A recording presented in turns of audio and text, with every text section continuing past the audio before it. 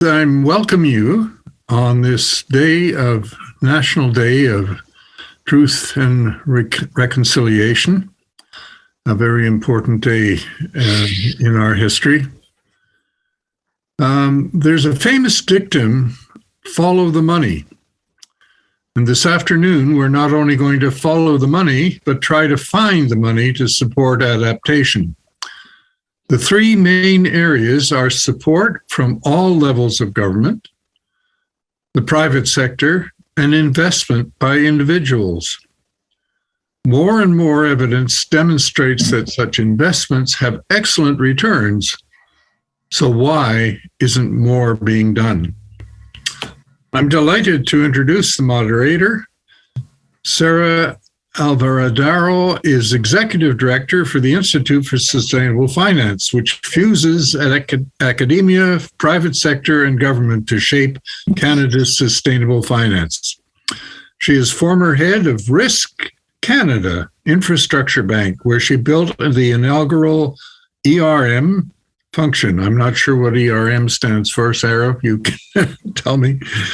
Prior to the CIB, she was Senior Officer, Infrastructure, New Products, and Special Transactions at the European Investment Bank, based in Luxembourg, focusing on catalyzing private sector investments into green infrastructure in policy priority sectors with support from the EU.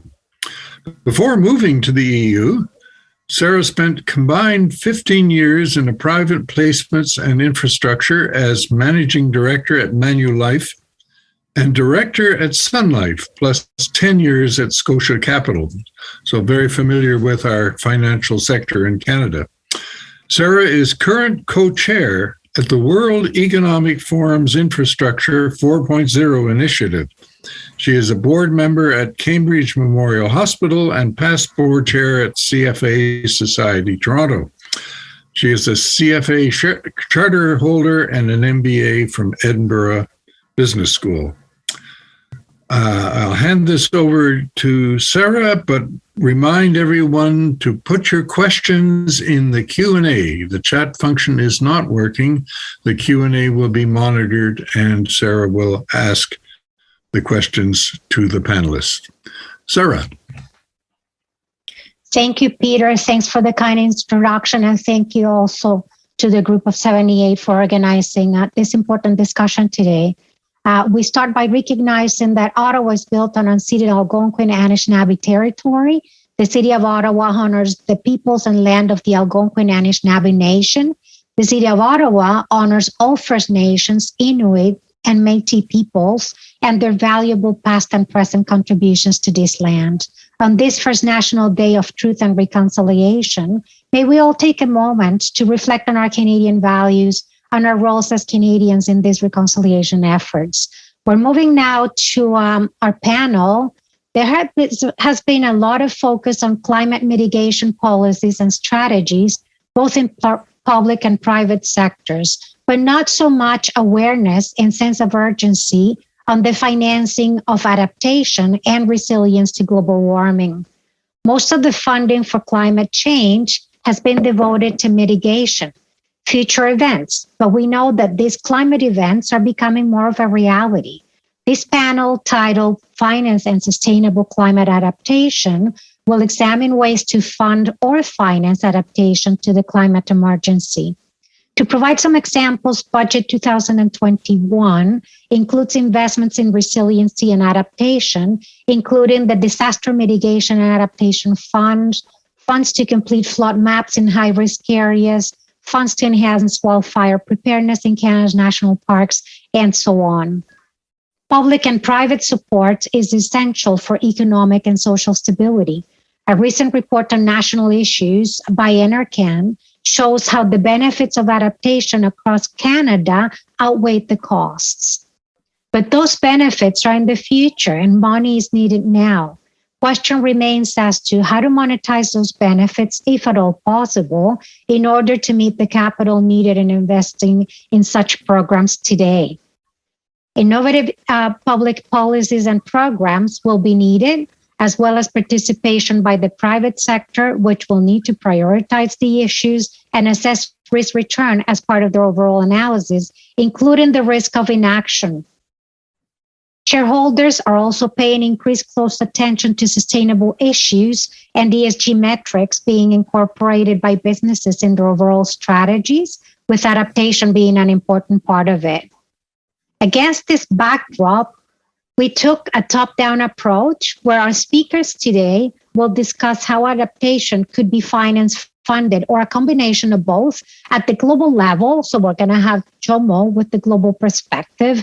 At the national, subnational level with a focus on Canada, Blair will walk us through that. And at the individual level and the household perspective, again, with a focus on Canadian households, Art will give you a great example on that. So I will quickly introduce each panelist, noting that their full bios were posted on the website. So in the interest of time, I'm going to keep the introductions brief.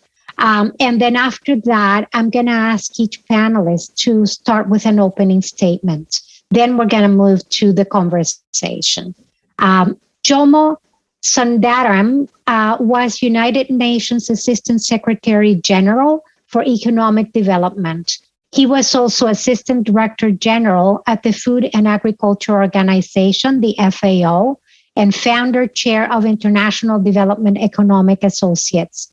He received the 2007 Wesley Leontief Prize for Advancing the Frontiers of Economic Thought. Jomo is current Senior Advisor at the Khazanah Research Institute in Malaysia, with focus on multilateral finance, food systems, and sustainable climate adaptation. Welcome, Jomo. Great to have you here. Our second speaker, Blair Dr. Blair Feltmate. Blair is the head of the Intact Center on Climate Adaptation at University of Waterloo. He's been an active speaker at conferences on the topic, very well known in the Canadian market. Pleasure to have you here, Blair, also. Previous position he has held include Vice President, Sustainable Development, Bank of Montreal, Director, Sustainable Development, Ontario Power Generation, Partner, Sustainable Investment Group, YMG Capital Management. Blair has written textbooks on sustainable banking and aquatic ecology. He is on the advisory table, National Adaptation Strategy Canada.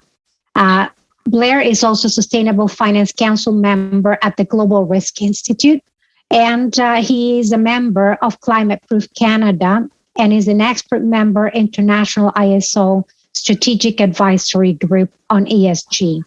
He is Chair Adaptation Council, Canadian Institute for Climate Choices for Environment and Climate Change Canada, and is on the Climate Advisory Board, a Minister of Environment, Ontario.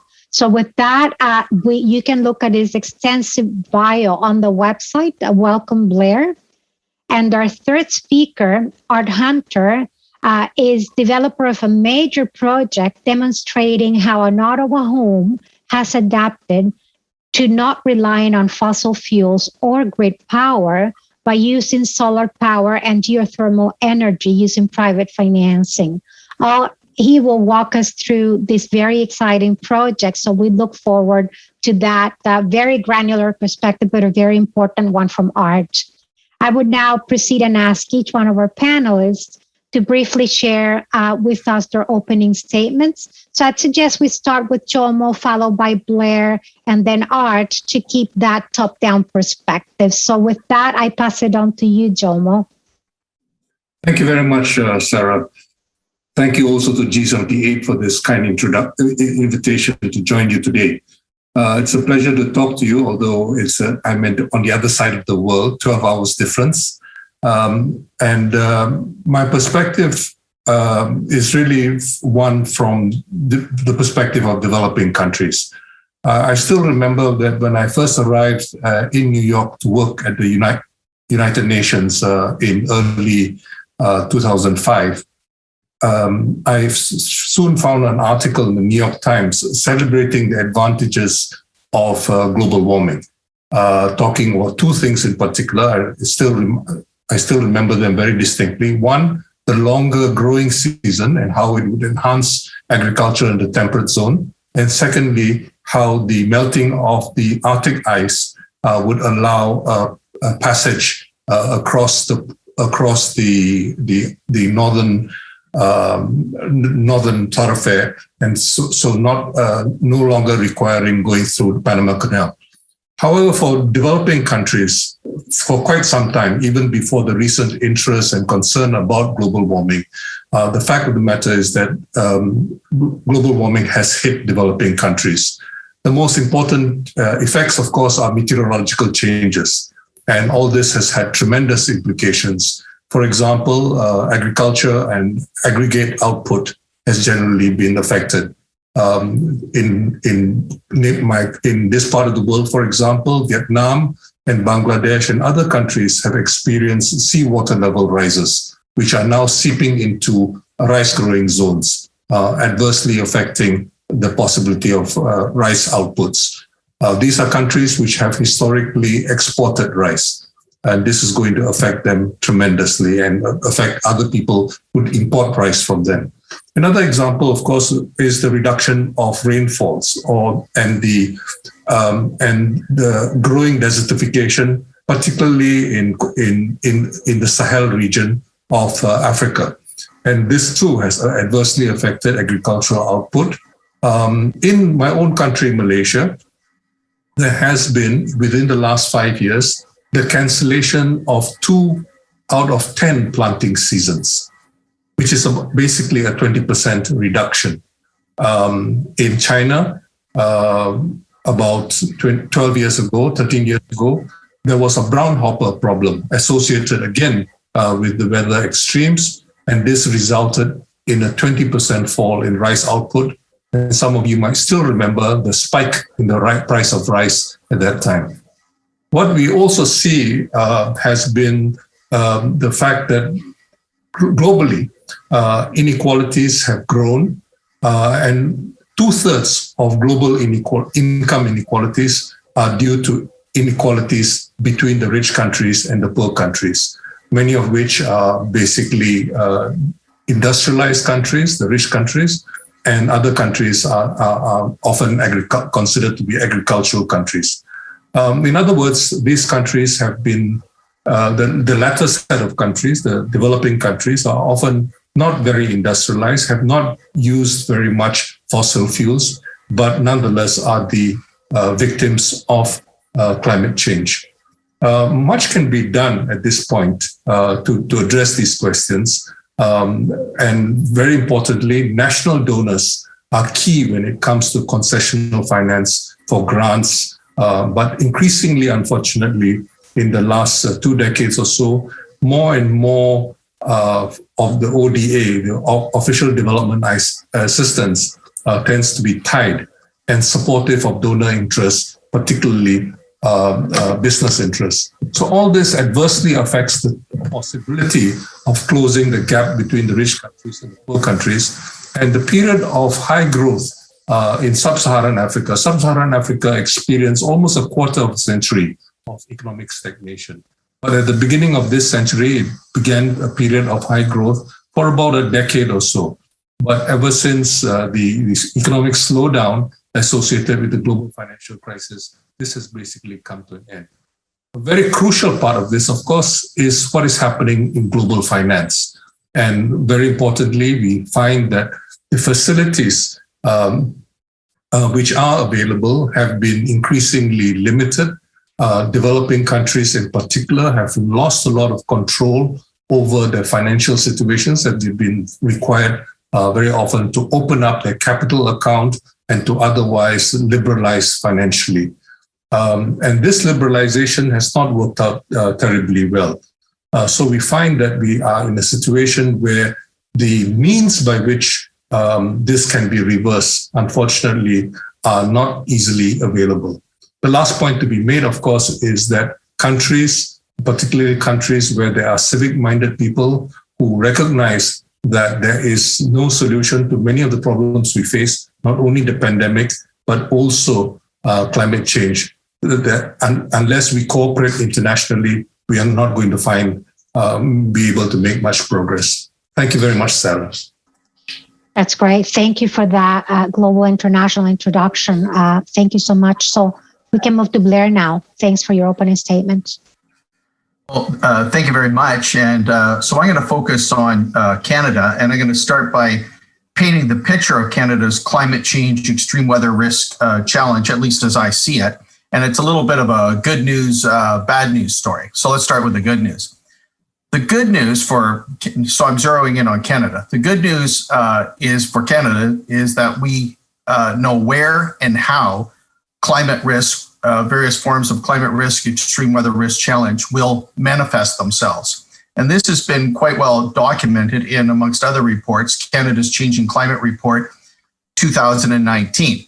So we know geographically where and how, projecting forward about 30 or 40 years, where and how flood, drought, fire, hail, wind, snow load, permafrost loss, sea level rise, where these extremes in climate weather will manifest themselves in Canada for the future with a high degree of confidence going out about at least 30 to 40 years. So we know where the problems reside.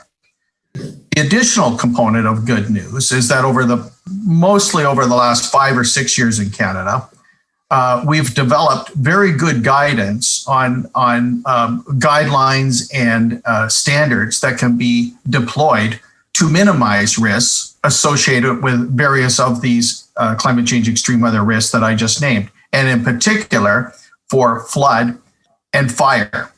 And the we that has developed these standards and guidelines as to how to practically, meaningfully, and cost effectively mitigate losses that would otherwise occur if we didn't put appropriate measures in place. This is work that's been led by the Standards Council of Canada, National Research Council, Canadian Standards Association. I would like to think that our center, the Intact Center on Climate Adaptation, has been quite involved in this stuff, and really drawing on about 60 to 80 groups across the country who have expertise in various areas of adaptation have contributed to the development of guidelines and standards, primarily in the area of addressing flood risk and fire risk. So we know quite well what to do to mitigate flood risk at the level of, for example, the individual house. What can you do around the outside of the property and the basement itself for a home to lower the chances that when a big storm hits, you're going to end up with a basement full of water, which, by the way, residential basement flooding is the #1 cost due to climate change in Canada right now. We have good guidance on how to build new residential communities going forward in such a way and location to make it such that when the big storms hit, those communities don't all flood out. And part of that direction starts with don't build on floodplains. For existing communities, we know how to identify areas within communities that are most vulnerable to flooding. And we can then identify the measures that can be put in place in the form of berms and diversion channels, holding ponds, cisterns, bioswales, permeable surfacing that can be put in place to direct water to safe locations and keep people out of harm's way. For commercial real estate, we have a very good handle on what can be done to lower the costs associated. Well, first of all, the probability of basement flooding occurring or in underground parking lots for commercial real estate buildings, office towers, condominium towers, that sort of thing, how to minimize those losses. And shortly in Canada, we're releasing a report that will come out in about 1 or 2 months, a new coastline resiliency standard for Canada's east and west coast, to deal with problems pertaining to storm surge, sea level rise, and king tides all hitting simultaneously. The only area that's really left out of the equation, and I think this will be addressed within probably 2 years, maybe 3 years, is we need to develop a shoreline resiliency standard for the Great Lakes. How do we protect around the shorelines of the Great Lakes from flood and or drought? And that will give us a very comprehensive, when we have that last one on the Great Lakes, we basically have ticked off all the boxes that we need to know about in reference to how to mitigate flood risk in the country. And also, for the second most costly peril in Canada, which is fire, affecting homes, businesses, and communities in forested regions, through work that's largely been led by a group called Fire Smart Canada over the period of the last 25 years, we know the measures and actions necessary to put in place to very much lower the probability that houses, businesses, and communities in forested regions how to lower their probability of burning in the effect that fires come through a region. So all of that is good news. We know the problems reside, and for many of our most challenging and costly perils to date, we know the actions to be operationalized to mitigate costs or the risks associated with these events. The not so good news is the fact that we're not putting these measures into place nearly fast enough. Are we making progress? The answer is yes. Are we making progress fast enough? The answer is no. The rate at which the risks are increasing, they're going up on a very steep curve, and the rate at which we're keeping up is going up at a very mild slope of a line, and the dispersion between these two lines is increasing over time. So one of our, matter of fact, I would put it right at the top of the list, major limitations in the country and moving forward on adaptation, quite frankly, is a lack of sense of urgency to act to mitigate losses. And what's largely still not understood in the area of adaptation, and by the way, in Canada, over the last 10 or 15 years, 90 to 95% of discussion on climate change has been on mitigating greenhouse gas emissions, which is a good thing to do, and I'm fully in favor of that. But it's only been in really the last 18 months to 2 years that much more attention is now being directed towards adaptation. How do we adapt to the extreme weather risks that are on the ground now and the greater risks that are coming for sure? And I think that was catalyzed in part by the fact that increasingly so, we're seeing the manifestation of extreme weather risk in real time around the world and within Canada. A multiplicity of floods of great magnitude around the world and in Canada itself. We see fires being highly problematic, and certainly extreme heat showing its realities of what can happen with extreme heat. So that's given many people involved that could have an influence on embracing and deploying adaptation, sort of religion on the file, if you will. What's also not understood, or perhaps not fully appreciated in the world of adaptation, are a few fundamentals from an investment perspective. Number one, sometimes people think the cost of adaptation is very, very high. But quite frankly, when you're building new, when you're building infrastructure new, the cost of building a subdivision or a locality or a structure right under the umbrella of adaptation is more or less the same as the cost of building it wrong. But if you build it wrong and then have to retrofit to bring the structure up to speed as to where it should have been built in the first place to accommodate flood risk or fire or whatever it might be, it's enormously expensive. But the upfront cost to build right are about the same as the cost to build wrong. Or if you have a scheduled retrofit, when you retrofit, you should put the right measures in place versus wrong under the umbrella of adaptation. Secondly, the return on adaptation is excellent. Warren Buffett would salivate at this. For every $1, and this comes out in multiple studies around the world and certainly in our research, for every $1 invested in adaptation, we realize about $3 to $8 in savings per 10-year period in damage that now doesn't occur, in the avoidance of damage or losses. So the return is almost always, in more than half a dozen studies I've seen, it's in the zone of $1 in produces $3 to $8 in savings per 10-year period. And I stipulate 10-year period because the other thing that's sort of nice, the bonus, if you will, of adaptation is actually the gift that keeps on giving. Once you put the measures in place to mitigate risks, let's say, I'll just stick with flood because I was talking about it earlier, not only do you save the next time the big storm comes and not realize the losses due to flood risk, you save the storm time for the storm after that, the storm after that, and the storm after that.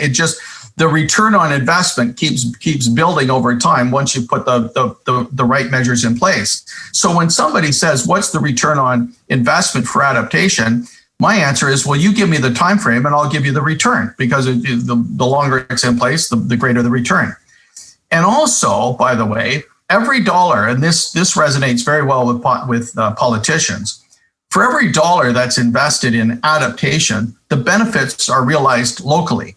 Sometimes when you're talking about mitigating greenhouse gas emissions, you can get pushed back in certain spheres where people will say, well, if we're going to put all this effort into adaptation, but China or Russia or India or someone like that might not be carrying their weight, why are we doing this? Because the benefits of mitigating greenhouse gas emissions accrue to the global commons. But on adaptation, if you spend $1 in your local community to direct water to a safe location or to lessen the probability that hail or wind or fire or whatever will be problematic, you derive the benefits of that investment right in your locality. And that works very, very well when you're talking to politicians who have to explain why we're spending money on a particular initiative. If they can turn around and say, by the way, that initiative is going to benefit you directly, that resonates very well. So where is Canada in reference to funding? I won't, on adaptation, Sarah already gave a pretty good account at the opening that the dollars are there in many cases, have been dedicated to operationalize adaptation. And I don't think our limitation is so much in the sphere of lack of funding. I think we've got adequate funding. It's lack of will. We are simply not recognizing the need to act with a strong sense of urgency to operationalize adaptation. And I also think we're suffering the limitation that people aren't realizing that the weather of the past in a particular location is not a good predictor of the weather of the future. And the weather of the future is increasingly so problematic, as we're seeing on our doorstep today. So the challenge, as I see it, is on execution and attaching urgency to the adaptation file. Thank you. It is very important remarks. And yes, I think most of us have seen the changing patterns, right? When you see rain and you see more of a tropical type of rain here, right? Big drops coming all of a sudden very quickly, and then sun shines, but you already have a lot of water. Excellent comments. Now we go to our more granular, the home, Art, and your comments, please, if you can give us your opening statements. All right. So I'll just repeat, I'm a homeowner's focus. And I do want to state right up front that this is a home in Ottawa in 2021. One size does not fit all in all parts of the world, or even in the microgeography, and things change over time as well. But in my case, of course, what was necessary was to go off and consider all the multiple climate change disasters that can occur, and do a vulnerability review, particularly with a focus on loss and damage to property, as well as your own survival, and see if there was any commonality in here. When I did this, I said, well, what are the things that are at risk? Of course, your shelter is, food, water, and energy are the top four big threats. And Blair has, of course, just addressed some analysis that has been done and trying to identify necessary standards, et cetera. But that isn't always available. One has to take a look at your own situation, which is really quite unique. We also have unpredictable heat waves, wildfire threats, flood, high energy superstorms, and threats like that, which are really not only just unpredictable, but how much of it is really going to be a direct impact. I assume that it's going to be very low, because most of the results of these happen to people over there somewhere. And we end up having the results of that impact, and both in the short and long term, this means electrical grid outages. Very common every time there is a disaster anywhere in the world. The grid is hit very badly. Also, what is unpredictable is knowing when this is going to happen and how long the outage is going to last. And of course, it can go on for many weeks, as we've experienced here in the Ottawa area with the ice storm of 98. And and around the world. We see this regularly. So what I in fact did, I said, well, look, if this is the real threat, then what is it one has to do? Well, one wants to be able to replace the grid that goes out. So that means you have to generate energy at home. You have to be able to store it. And in the process, you want to electrify everything, not depend at all on any of the infrastructure that is delivering energy to your home. One of the big concerns, of course, is heating and cooling, as well as your hot water, which is a thermal issue. It's which represents something like 92% of your home energy consumption, which means, don't you think we should spend 82% of our focus on how to address the thermal problem? There are two things, of course, which I blended together, and that was both the building and transportation in terms of electrifying and decarbonizing. All these technologies, by the way, they exist. There's nothing that has to be invented. It's available. You just go off and do it. And or at least I started off saying adaptation is the primary requirement, but in the process of building up the necessary systems, you automatically get survivability capacity and vulnerability reduction and extreme adaptation. Mitigation. I mean, no fossil fuels are used, and you get harm reduction. It's not the primary objective. It's a fallout. Resilience. Well, there's optional operating modes, and there's flexibility that are built in. Reliability, built-in redundancy, and you also have this wonderful capacity to do situation adaptation, which says, depending on the situation that you're in after the event, there's different ways that you can behave. Sustainability is another one, which means, of course, from the homeowner's point of view, there's no additional costs, at least for, let's say, 20 years, and maybe longer. And it's what's really important. It's not just disruptive to the natural flow of energies. It's back to this: how do we function and live with nature? Can we restore nature? And because nature should be in charge, and in fact, the design should consider all that. There are multi-sector benefits, for example, that will come from it, like health, security.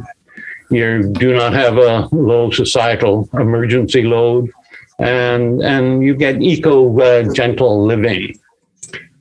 Now, the question is whether this is a cost or an investment is something that I get asked all the time, and I'm absolutely convinced it's an investment, although most people consider it a cost. And I'll say that, well, we do have tax-free savings every month, which show up in your bank account by not buying gasoline, not buying electricity, not buying natural gas. And in my case, I also have payments from the utility for energy, which I deliver into the grid. And when I do a standard return on investment, I get something of the order of about 10% return. Of course, Blair just talked about a $1 investment yields $3 to $8 return. Yes, and I certainly agree with that as well, but that's not directly into the homeowner's bank. And there are, of course,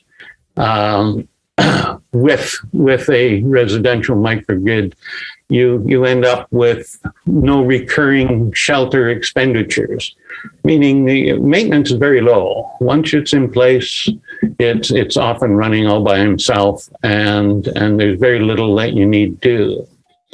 And again, as the investors say, when you exit the position, you have some tax-free capital gains. are certainly anticipated. And I argue very sincerely that this is an investment. This is not a cost.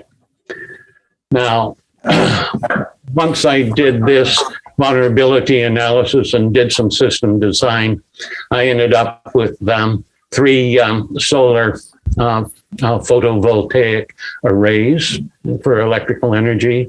I have 3 Tesla Powerwall home batteries for electrical energy storage. I have a ground source heat pump to extract and store thermal energy in the ground. I have 2 electric vehicles for transportation, of course, control system with computers, software, actuators, and lots of sensors.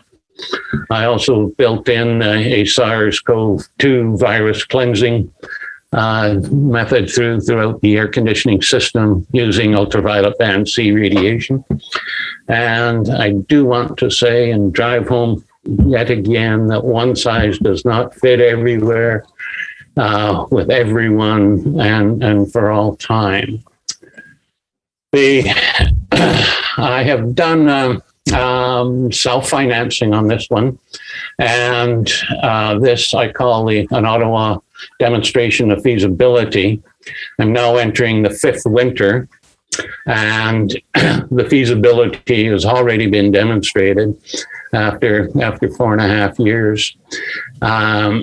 In 2020, I set a personal record of 300 days without buying electricity. I'm constantly in the mode of looking at energy efficiency that says I don't expect this will ever cease. That there's always ways that you can find to save more energy. Operational procedures. I have developed, of course, over time because I'm a tinkerer, and which says. How can I, in fact, function to make sure that we have well water all the time? How can I make other changes to make sure that the 4 major issues are being addressed at the time of an emergency? It's the process I like to call of you plan ahead of the disaster. You don't plan during the disaster or after the disaster. Unfortunately, most people don't follow that. The control system, of course, is quite important. It includes, software, actuators, sensors, and for Blair, including flood detectors, and which I went and bought, by the way, after our first meeting. And the world of emergency energy rationing is something that is different from how you live day to day. How do you behave when you actually get into a rationing position? And geothermal is one of the least understood energy sources, and it's available everywhere just as much as solar energy is available. And in fact, I use it extensively. And I also use it as a means to store energy, and be happy to address any questions on that. Now, financing. There is now available, which wasn't available when I was doing this 5 years ago, but the city of Ottawa, and I'm going to read directly what they say. The city of Ottawa, through the Better Homes loan program, Ottawa homeowners can get a 0 interest loan up to the lesser of $125,000 or 10% of the current value of their home to cover the cost of home energy improvements. The minimum loan amount approved is $15,000, and at least 2 retrofit measures must be implemented. The loan is tied to the property tax, not the owner. This means that if the home is sold before the loan is repaid, the new owner will assume the balance of the loan. That's a very interesting and unique way. The federal government also provides financial assistance through NRCan. through a grant. What they provide for is up to $600 for home evaluation and expert advice, so that you can plan the nature of your retrofits, and then they will provide a grant up to $5,000 total to help you make those energy retrofits. Interestingly, both the City of Ottawa and this federal plan are permitted to be stacked, so you can use them both without infringing on the quantity of the other. That's my opening statement. Thank you. That's great. Thank you so much for all the detail. Looks like you have been working on that for quite a little while. Great, excellent comments. And you have seen now the flow of the global picture from Jomo and the Canadian and then the home perspective. This is leading us into now the discussion questions. And maybe I can start with you, Jomo, on the global perspective. Your comments about north-south differences were quite interesting. Could you provide us some examples of how this divergence or separation is impacting different areas around the world? And, you know, I come from South America myself, and I see that these countries are very heavily agricultural economies, right? And these climate changes are creating all these disruptions. So can you provide us some examples on that divergence? Thank you very much, Sara. What I didn't say earlier was that there has been about 2/3 of overall global inequalities in income are due to differences between the rich countries and the poor countries. Internal inequalities account for 1/3. And this gap was growing towards the end of the 20th century. But it appears that at the beginning of the 21st century, it began to slowly close. However, it began to open up again before the pandemic, following the global financial crisis. And the pandemic, unfortunately, has made things worse. Vaccine access, as you know, is very, very uneven. Poor countries are the least able to afford to buy these expensive vaccines, which are very expensive from their point of view. And so it is very likely the pandemic will be prolonged in many of these poorer countries, and the adverse effects of this pandemic are going to be bigger. Another major problem, of course, is the fact that the poorer countries generally have less fiscal resources. And because they have been, over the last 3 or 4 decades, opened up their economies, they are less able to mobilize their own resources, as including fiscal resources, tax resources. And so their ability to recover from this crisis is compromised, and the recovery is likely to be delayed. So this double whammy of reduced vaccine access on the one and less fiscal resources is probably going to mean that the gap between the rich countries and the poor countries is going to continue to grow in the foreseeable future, in the medium term. Because as we all know, the pandemic is now considered to be endemic. And we have seen this over the last few weeks. We have seen the situation become much more serious as many of the major companies choose to produce booster shots, because the countries which can afford to buy these third booster shots have much more money to pay compared to the developing countries, mainly middle-income countries. The poor countries don't even line up. They don't even join the COVAX facility because they simply do not have the means. So we are going to see inequalities grow, and the existing inequalities are going to be much worsened. Another major problem, of course, is what is the new Cold War, which is emerging. And this new Cold War basically means that countries who have developed economic relations with China are going to be at greater risk. Almost all countries in sub-Saharan Africa have developed strong relations with China, economic relations with China over the last couple of decades. There are problems with this, and I'll be the first to admit that, because I have been, when I was at the UN, I raised questions about some of these problems. But the fact of the matter is that for many of these poorer countries, China represents the source of cheap imports. China represents the major opportunity for exporting whatever you're able to produce and export in your own countries. And so ironically, what we find now is that China, in the West, is seen as the new champion of globalization. And whether or not this is going to contribute to closing the gap is anybody's guess. But what we can see right now is a perfect storm of closing of the gap, of growing gap before the pandemic itself worsening the gap because of vaccine access and reduced fiscal resources, compounded now by the new Cold War. This, unfortunately, is going to hit many poor countries rather badly. Thank you, Sara.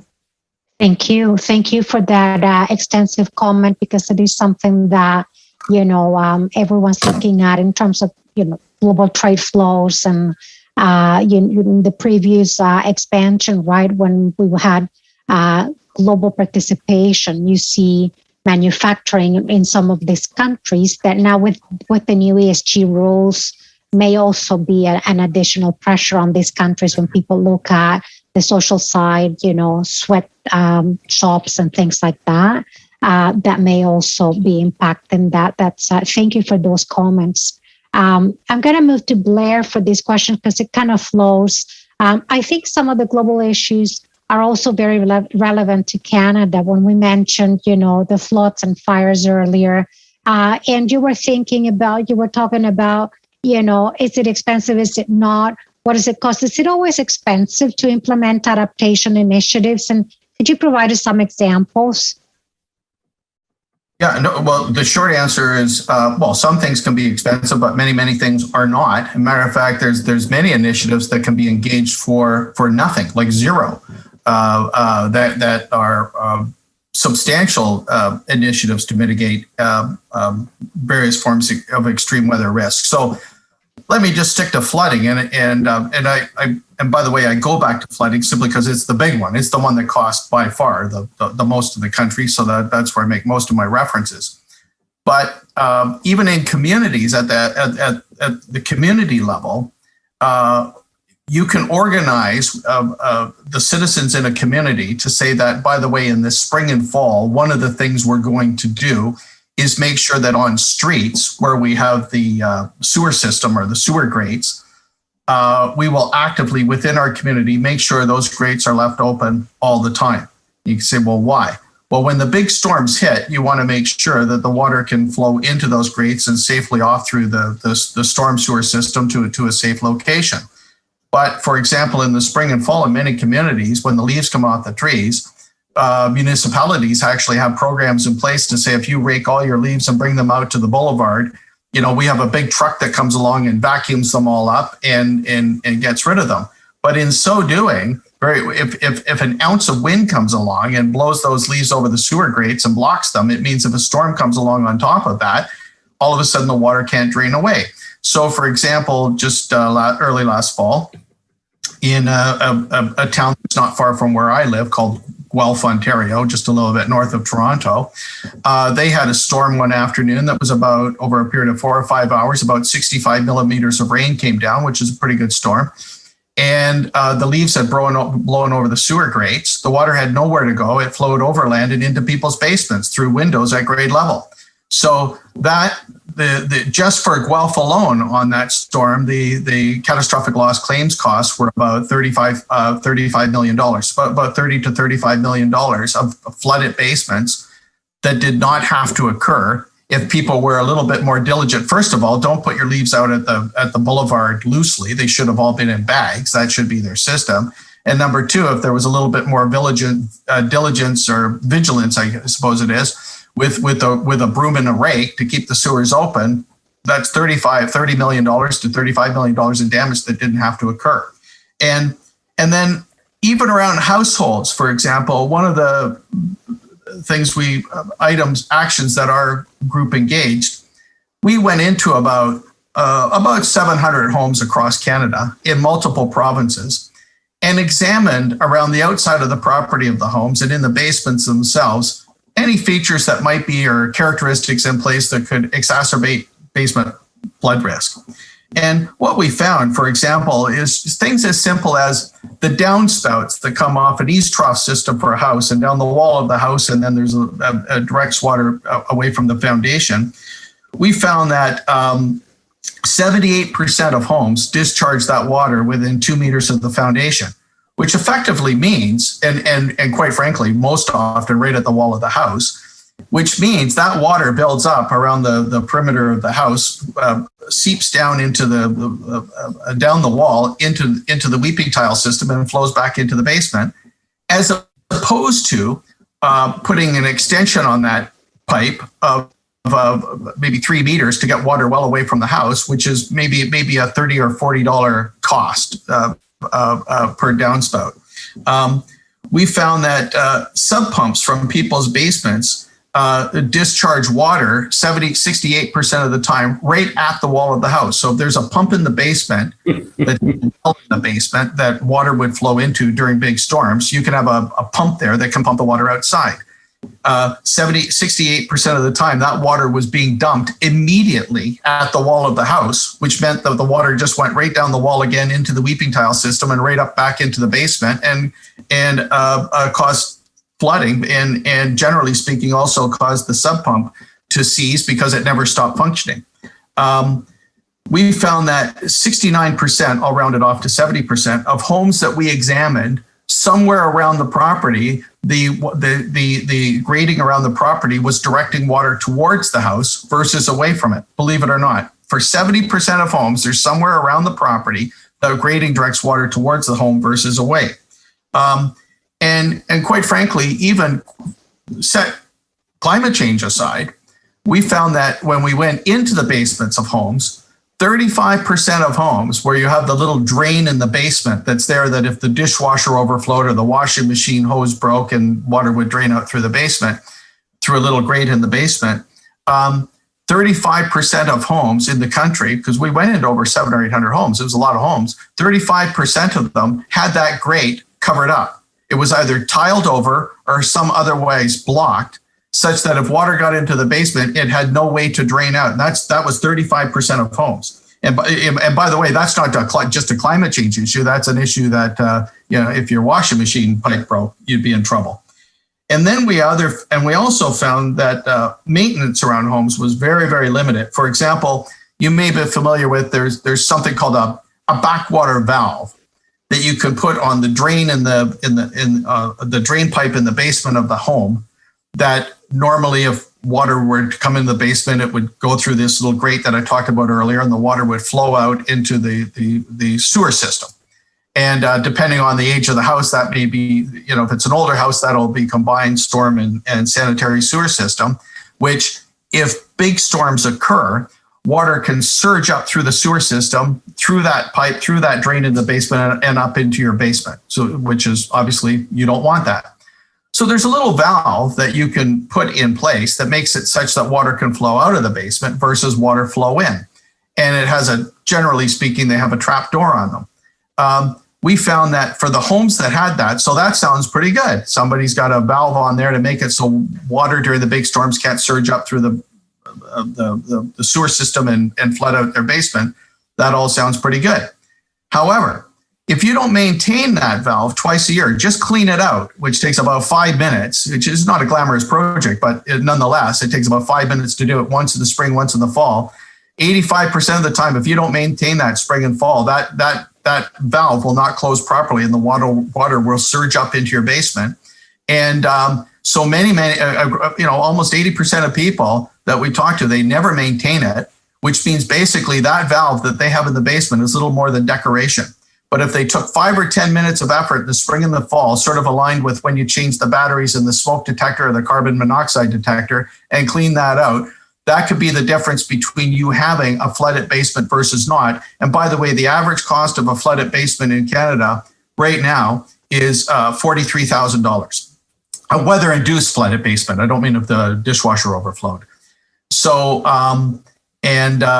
so the point is, even things as simple as putting plastic covers over window wells around a home that may for windows that are at grade level, this will make it such when the big storms hit, the water doesn't fill the window well and subsequently flow into the basement. So for about $30 or $40 per window, you can put these plastic covers over that let the sunlight in, and don't restrict you if you ever had to escape from the basement, let's say in a fire or something, and just push out of the way. For $30 or $40 or $50 per window well, you can put these plastic covers in place, and that can be, again, the difference between having a flooded basement versus not. So my point is that very often adaptation measures are not expensive at all. And as Art was talking about earlier, I look at this purely as an investment in equity. This is value add for your home. And it's remarkable to me how many people will work 25, 30 years of their life to pay for this home and get up every day for 25 or 30 years and work 40 hours a week to pay for this home. Yet they won't take a few hours to put measures in place that are readily well described, by the way, on our website, things you can do around a home to protect it from basement flooding, to protect that investment. Most people put more effort into planning their vacations than they do into planning as to protect their home from basement flooding. Yeah, and so you gave us quite a nice list here of things that are relatively simple. I would say nothing is simple, but relatively simple that would get you a big impact in terms of protecting the home. So thank you for that. I hope people are taking note of this because this is important, right? It is for me at least. Art, I'll go to you now. And you mentioned the pilot and everything that you have been doing to your own home from the homeowner perspective in trying to focus on adaptation and resilience. And I kind of followed, you have the Tesla batteries and you have the solar panels and all the other gadgets that you have been able to come up with to be off the grid. You said 1 year for 300 days. That's amazing. And I'm thinking, you have the privilege of having been able to self-finance this. But if you were to talk to the regular homeowner, is there any availability of funds for them to start trying to do these things, one at a time, step by step, maybe, doing one thing at a time every year? Do you have any comments on that in terms of the cost to the regular homeowner? Well, I consider myself a regular homeowner as well. And I did not do all this in one go. That was spread out over a period of about 3 years.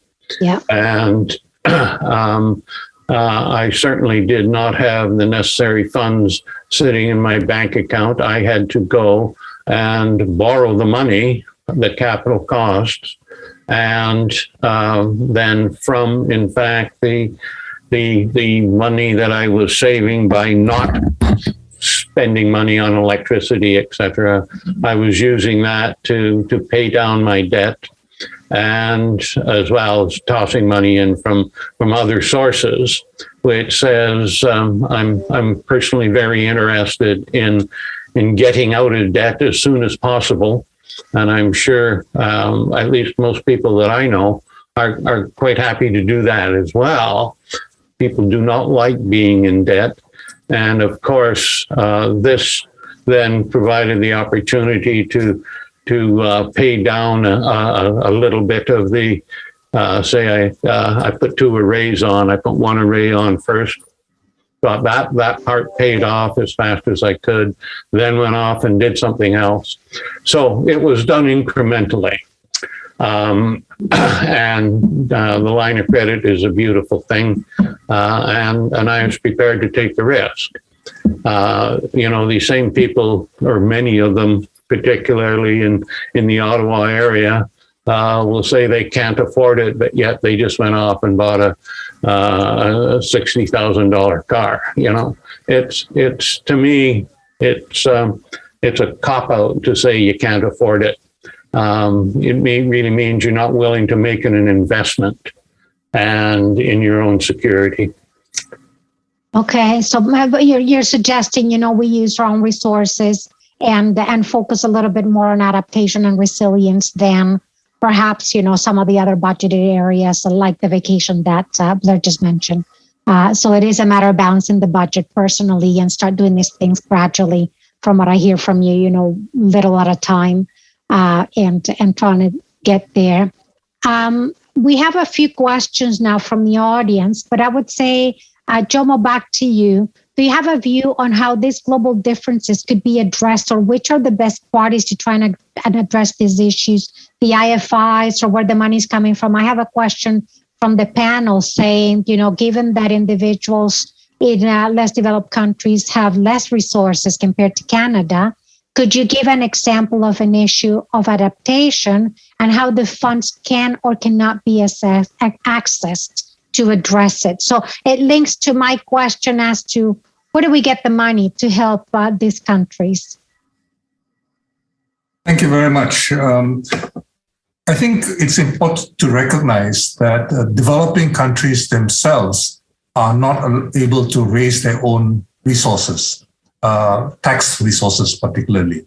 What we have seen, for example, in the 1990s and the early part of this century, the virtual elimination of many trade taxes. I shouldn't say elimination, but a significant reduction of many trade taxes. All this was done in the name of encouraging free trade.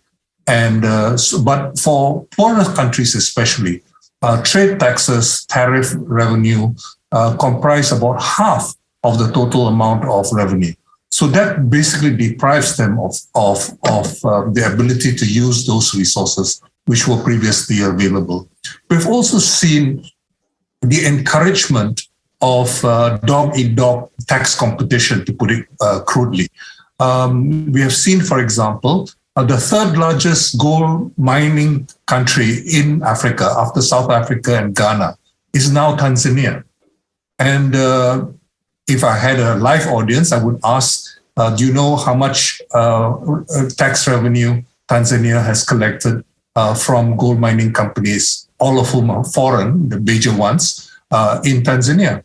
And the answer is negative.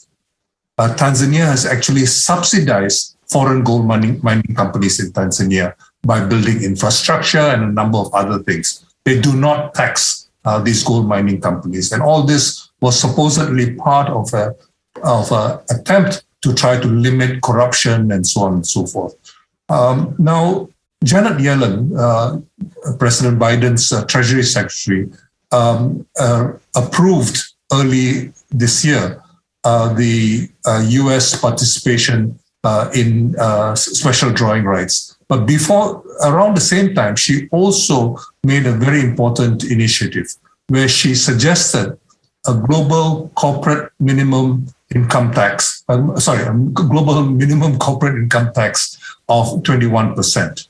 Unfortunately, Boris Johnson, who was the host for the G7 meeting, reduced that recommendation from 21% to 15%.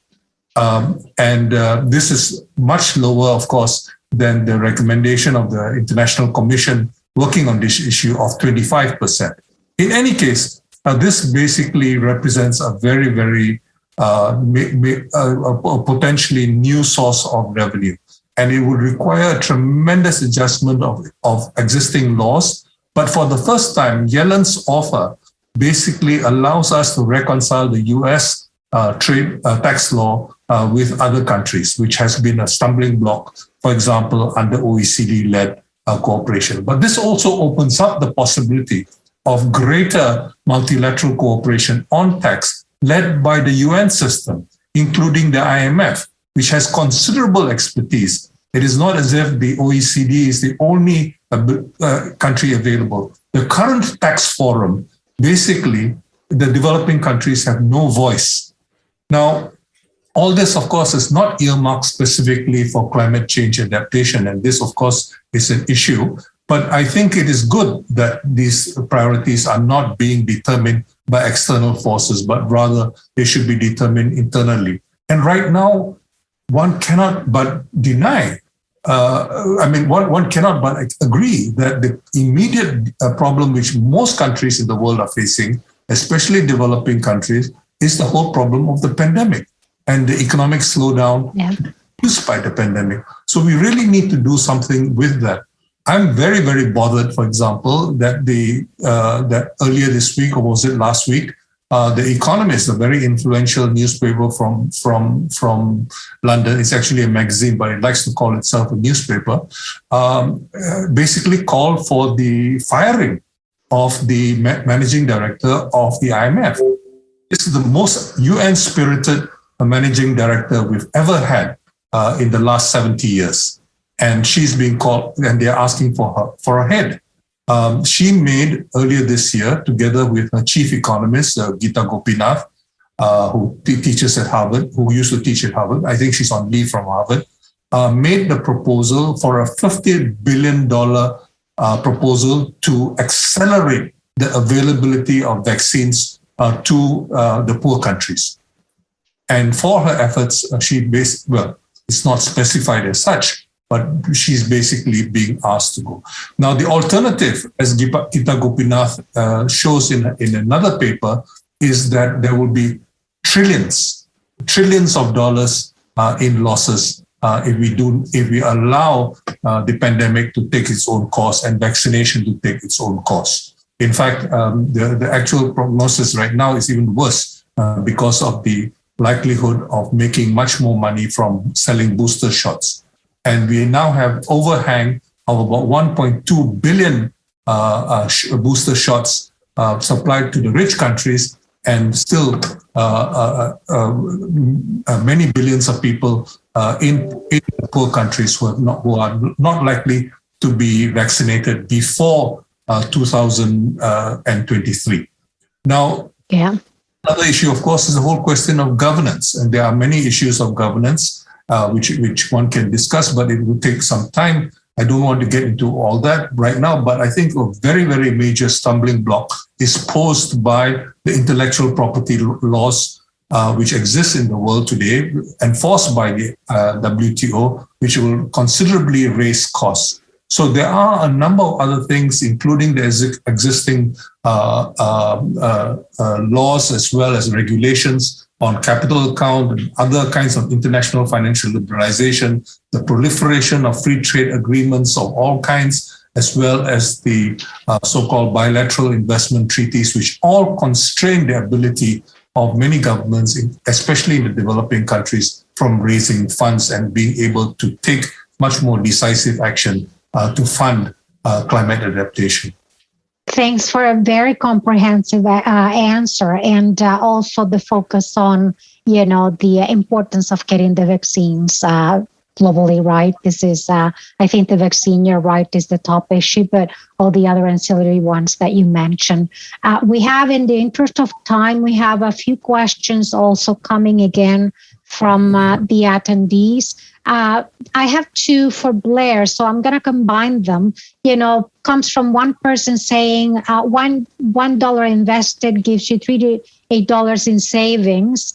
And this resonates with politicians, but they're not doing much. So what do we do in terms of the urgency? And kind of like related to that, that's why I wanted to combine the two questions. Is the other one says, how does one deal with the fact that the large benefits associated with adaptation accrue in the form of potential costs forgone rather than an income line generated, whereas investors are generally looking for positive returns? So how do we switch this into maybe the bottom line? But I leave that with you. Those two are related, Blair.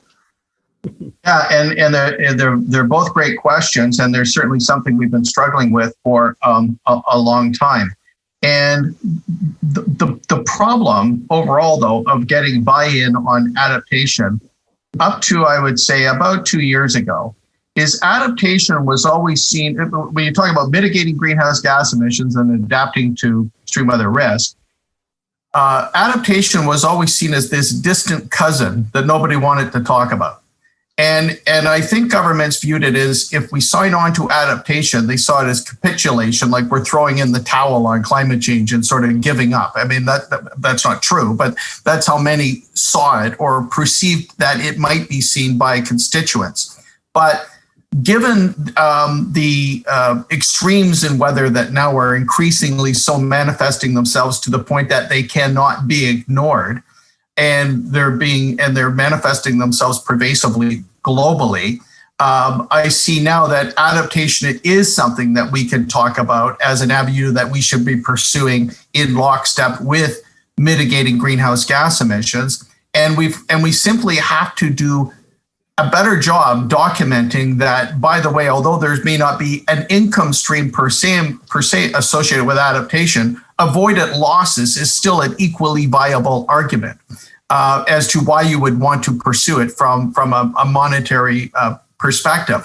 But one of the limitations there, if somebody said to me, okay, you're going to put these adaptation measures in place within these communities or these cities or this provincial level, what is the return on investment going to be in 10 years from now or something like that? What we can give them is a reasonable estimate with error bars on it, supported by documentation that said, we think the return will be in this zone for these reasons, and at the low end it could be this, and the high end could be that. We have to get people to agree on the fact that that is a reason, that in itself is a legitimate argument. For people who are looking for the perfect data set upon which to make a decision when it comes to climate change, that simply is not going to happen, certainly not on the adaptation end of the equation. In other words, it's one of these circumstances whereby I would say perfection's the enemy of good if you're looking for the ultimate data set. By the time we have the ultimate data set to give you specifically what the return on investment will be, we will have inculcated into the system an infrastructure that's maladapted relative to the risk that's coming, period. It's too late. So we have to have a fundamental change in thinking to recognize that being ahead of the curve to avoid the loss is still a good place to be. And as logical and straightforward as that may seem and or sound, it is a hard argument to make. So when people talk about investment in green funds, for example, or green bonds, it's not that hard to do so. Mostly when they talk about green bonds, they talk about investment in solar or different forms of renewable power, and solar being sort of the top of the list and wind being number two, because you can actually say by investing in these green technologies, you will have this revenue stream on a predictable level over X period of time. But if we said we want you to invest money in this particular initiative because it's going to save you on losses in the community over this period of time, the most we can do is really put error bars on it. So we've got to get people to understand that if they're looking for the perfect data set, it just isn't going to be there. And the other thing, by the way, I'm going to tie this in anyhow, but I would like to say is that when we think about climate change, we've got to think of it, in my opinion, as a position that sits on a three-legged stool. And if we collapse on any one of those legs, the stool is going to fall over. We should be pursuing climate change from three perspectives, in my opinion, simultaneously, each one with a lot of rigor. Number one, mitigating greenhouse gas emissions. Number two, adapting to extreme weather risk. That's on the ground now and the greater risk that's coming. And number three, we should be putting a lot of effort into, in my opinion, carbon capture and sequestration, actually getting carbon out of the air. Because ultimately, we do not do that, I think we're going to fail on the other two. So climate change should be thought of, in my opinion, as a three-legged stool, and we've got to put equal energy into all three dimensions of addressing the challenge. Thank you. Thanks for that answer. That's great. We're almost getting to the end of the session. So in the interest of time, I will pass Jomo a question from the audience directed to you. And then right after this one, we're going to go around the table for final words, right? So just in the interest of time, if we can keep that one brief. To Jomo, there has recently been increasing focus on the Paris goal of raising $100 billion a year for climate financing for developing countries. Donor countries have fallen considerably short of this goal, and less than 20% has been allocated to adaptation. Most went to mitigation. This issue will be discussed at COP26, with Canada and Germany in leadership roles. What can be done to increase the level of financing, and particularly financing for adaptation? I think you covered quite a bit of that, but I just wanted to address that direct question from the audience. Thank you very much. I really don't have an easy answer to this. It is very, very difficult because these problems are not new. They are all very well known.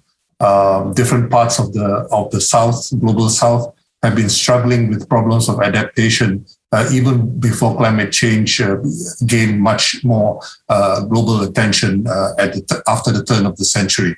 So we have a very tough problem, and there is a strong mitigation bias because the mitigation bias in climate finance, and that is something which one cannot deal with. The other problem, of course, is the fact that that this promise of $100 billion a year, which was first made in 2009, I still remember Gordon Brown, Nicolas Sarkozy, as well as the European Commission president, all making that same commitment time and time again. They've never been met. It's not as bad as the Pearson Commission's suggested goal of 0.7%, but that too has not been met, and in recent times that has gone down below to less than half of that level. So we see that the promises of finance, unfortunately, have rarely been met. And when they have been met, as David Cameron tried to do as far as the UK was concerned, it was quickly reversed within a couple of years. All right, thank you.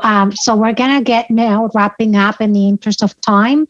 There was one question for Art.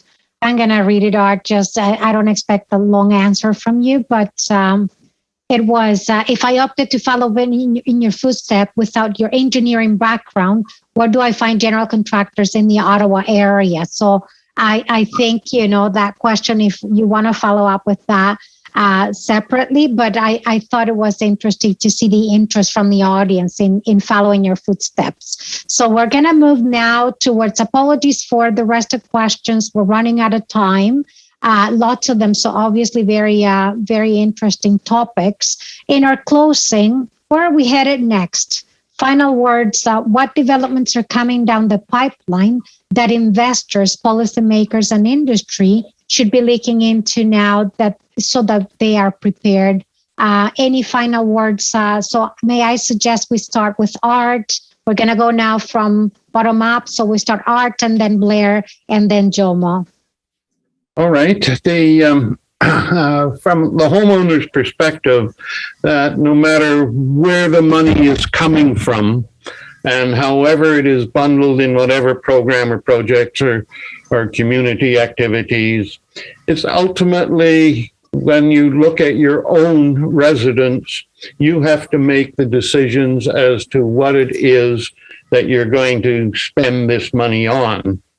And when I take a look of what's happening right now and into the future, there's some real interesting and quite exciting things happening, particularly on the electricity grid throughout North America and in Europe, other parts of the world as well. And that is the growth of community microgrids, where you aggregate quite a number of microgrids like mine, and you manage them as one. If you get enough of them, you have power generation equivalent to that of a nuclear reactor. Then you can start talking about having a community of communities, and pretty soon you've got a lot of redundancy that's built in, and a lot of ways that the community of communities can survive just about any type of major climate change disruption. One of the things that is coming as well is the ability to connect the battery that's on your electrical vehicle and plug it directly into your home so that you can then keep your furnace running in the winter if the grid should go down and you do not have home batteries. I'm really looking forward. That's quite exciting technology as that's coming out. Of course, as well, we have this general flow where the price of solar panels and of windmills and geothermal equipment is continuing to drop. And as it's being incorporated more and more by early adapters and others. And I'm quite excited that there is so many people picking up on this and are often and doing things. I get quite a number of calls on this, and I'm always happy to point people in the direction of the contractors, at least locally, that can do this sort of thing. And investors also looking at all these technologies and everything that's coming up. So great, absolutely great comments. I'm going to move to Blair now for your closing thoughts. Yeah, so I'm gonna actually pick up on, you just mentioned investors and what can investors, and by the way, institutional investors, pension funds, what role can they play in driving adaptation forward? And I think they have a very important role to play. The institutional investors, the major pension funds right now, many of them are struggling with how to incorporate transition risk into institutional investment decision making. So issuers that they would invest in or companies they would invest in, how does getting off carbon, how should that be factored into institutional investment decision making? So that's important. But the part that they're missing to a very, very large extent is also to incorporate physical climate risk into investment decision making. In other words, if you look across every single industry sector and or subsector, mining, forestry, petroleum, utilities, hospitality, telecommunications, financial services, you name, winemaking, you name it. Every single one of those industry sectors, and we've done the analytics on this, is very much subject to the negative impacts associated with flood or fire or drought or wind or snow load or permafrost loss.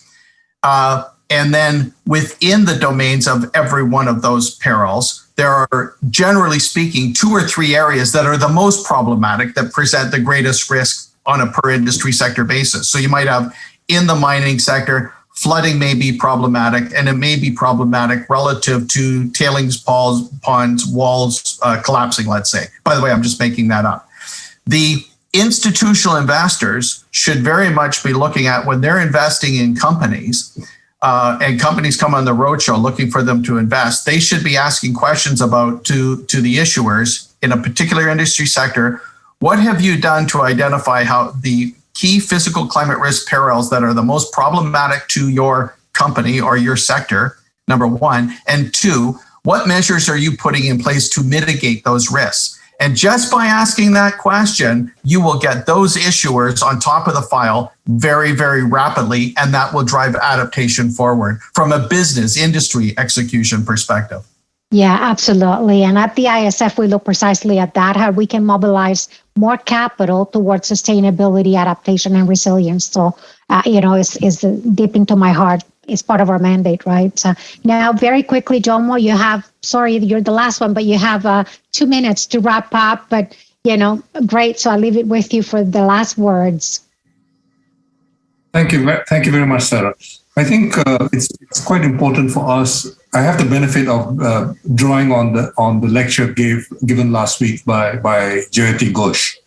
So I won't repeat many of the points she made, but I think it's important to observe that since the end of the Cold War, in the last 3 decades or so, we've actually seen a decline in ODA flows. It went up again slightly after 9/11 and then went down again.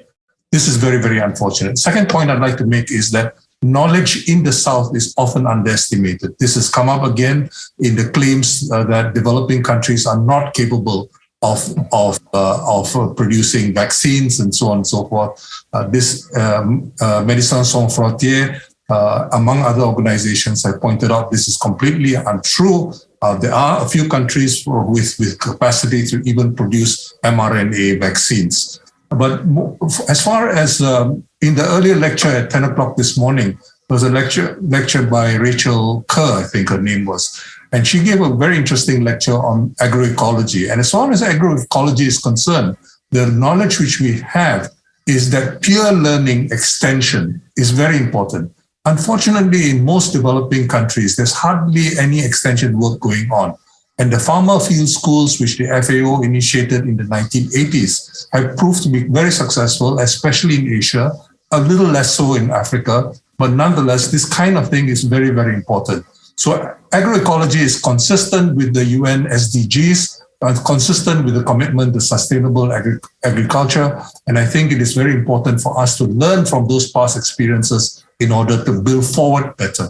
Thank you very much for this opportunity to be with you tonight. Thank you. That is great comments. You know, my son is taking his master's in soil engineering, and he's in biodiversity and conservation. You know, agriculture very key for us as well in Canada. So I can relate to that. Thank you very much. So this brings you to the end of this very interesting panel. I know we can go on for a very long time on these topics. These very interesting topics, very good key takeaways at the global perspective level, the Canadian level, the homeowner. So I want to thank you for your contributions and your very valuable comments. I want to thank also Peter for organizing this. I know he's behind the scenes there. And also Sara for organizing us through getting together this panel and the logistics behind it. So with that, this is the end of this session.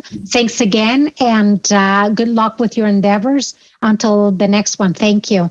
Thanks. So Thank you, Peter, there you are. Yes, thank you. Thanks, everyone. Sarah. Yeah. Have a great day. Bye. Day.